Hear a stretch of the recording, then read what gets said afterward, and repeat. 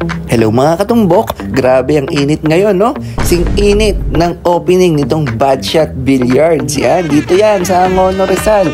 Malapit lang sa SM Angono. So ito, ipapasilip ko sa inyo kung gaano kaganda dito mga katumbok. Habang napakainit ng panahon, ganun namang kalamig dito sa loob ng Badshot. So ito na, pakita ko na sa inyo mga katumbok kung gaano kaganda at kung ano kakaiba sa bilyarang to.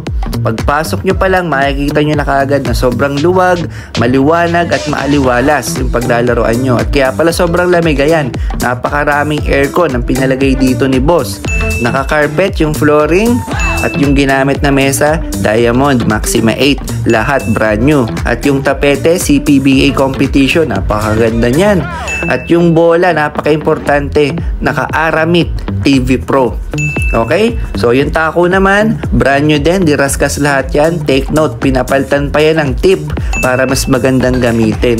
At kung tatanungin nyo naman kung magkano yung rate ng billiard table dito, napakamura po. 200 pesos lang per hour. O, diba? Napakasulit na yan, ha? Para sa ganitong kagandang bilyaran, yung 200 pesos mo. O, ito na. Umakyat na rin ako sa taas. Ito yung VIP room nila. Napakaluwag din at napakalamig din dito, syempre. At napakaganda ng view. Makikita mo yung mga naglalaro sa baba.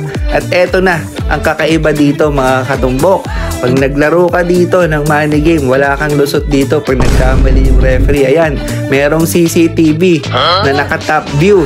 So, maire-replay talaga pagka merong diskusyon dito. Napakagaling na idea. At kung wala pang bakanting mesa at naiinip na kayo ng partner mo, magkape-kape muna kayo dito sa napakagandang Bad Cafe. At kung talo ka naman sa bilyar at marunong ka mag-darts, dito mo siya hamunin. Baka dito may swerte ka.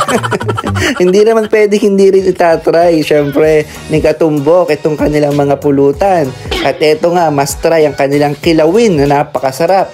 Eto rin, at free wifi tayo dito. I-scan mo na yan, hindi mo na kailangan magtanong, pwede po bang makiconnect? Hindi na, i-scan mo na lang yan at napakabilis pa ng internet connection nila dito. At kung tatanungin nyo, Katumbok, may parking ba dyan?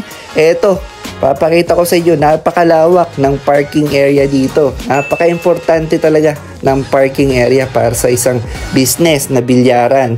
At eto na, hindi naman pwedeng hindi ko pagbigyan itong request sa atin at challenge match para sa mga followers natin. At eto, na-badshot na nga si Kuya. So tingin ko dito, mauubos ko na kasi sobrang ganda ng mesa.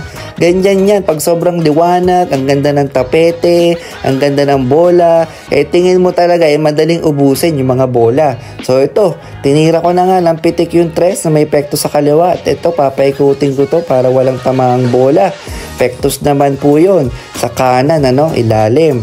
At ito, itutulak lang to ni Katumbok na may pekto sa kaliwa para lumapit sa 6. At ayan, na perfect na nga natin. Kaya ito, pitik-pitik na lang to, ilalim. At ito nga, napasili pa dito si Kuya kung lusot.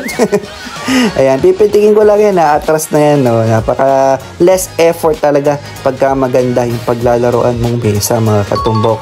Ito, abangan nyo may trick shot pa ako dito sa G's. Panoorin nyo kung paano yung gagawin kong time shot dito Ayan, panoorin nyo Iyon, ako lang ang nagawa niyan mga Katumbok So yun, hanggang dito na lang muna mga Katumbok. Again, maraming salamat po Badshot Angono, especially dito kay Boss Cholo na napakakisig at napakapogi pa, parang ako.